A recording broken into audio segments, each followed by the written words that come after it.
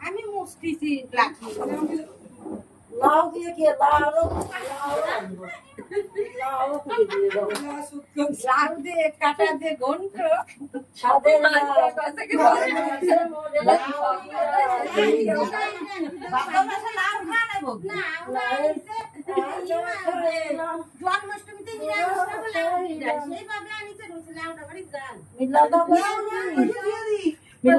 সাথে তরকারি আমার 12 মাস খালায়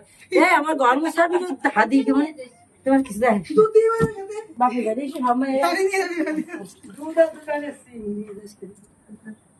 1 কেজি 3 রাইন্দে খাওয়াইছি অন্তরে সেদিন কালকে আবার দশটা কি 30 টা রান্না না হ্যাঁ আমি তো আমার 30 বিশটা পছন্দ